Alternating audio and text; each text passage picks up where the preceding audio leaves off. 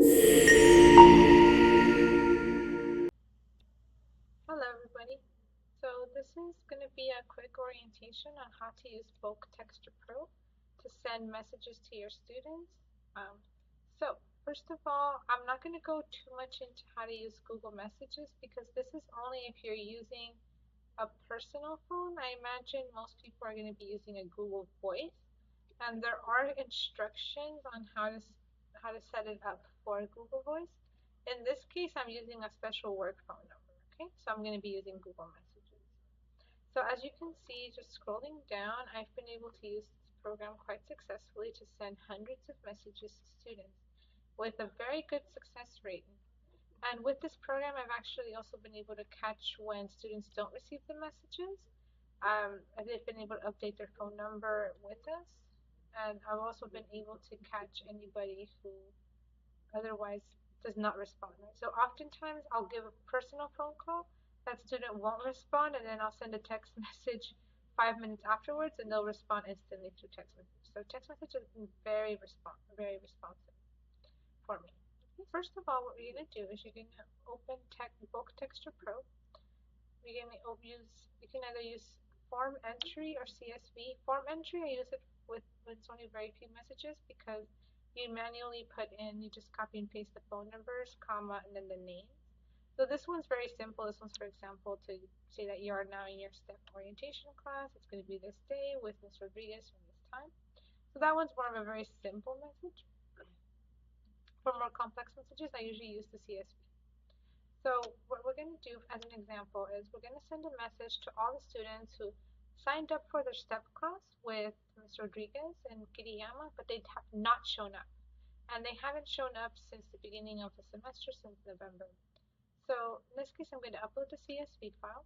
And let me show you. So the CSV file here has the student ID number, so it's easier to look them up, their names, and their phone numbers. Okay, so I have the CSV file ready. I'm going to save it. Just make sure it's saved. Okay. And then I'm going to upload the CSV file here. So I'm going to have here, for example, hello, student name, student ID. I see you have not completed your orientation. And then since this is actually going to be at Kiriyama, I'm going to be at Kiriyama. So you can actually come next week. So if you can come next week, you can respond with yes. And if you cannot come, respond no and info if you want to ask a question or choose another day. This is very important.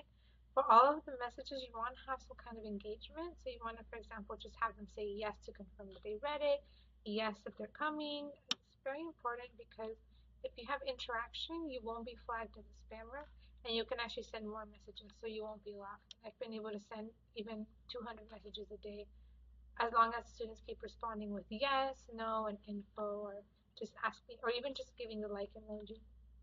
Okay, so here you can actually get a preview of the messages. So here it's going to say here your name and then the ID number. You have not completed your orientation, right? You have the idea to respond.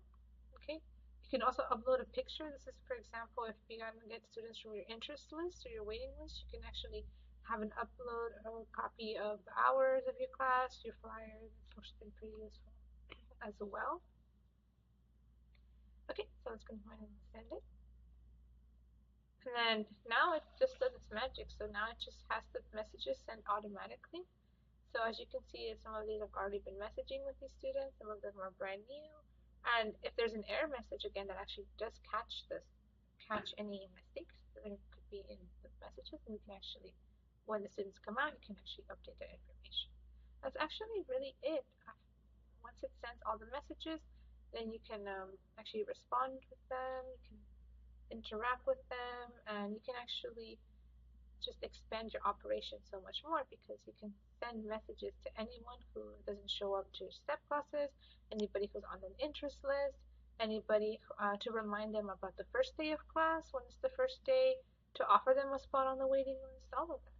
Okay, so then this just does by itself. Then I can just keep this in the background while I work on something else, or just continue working on my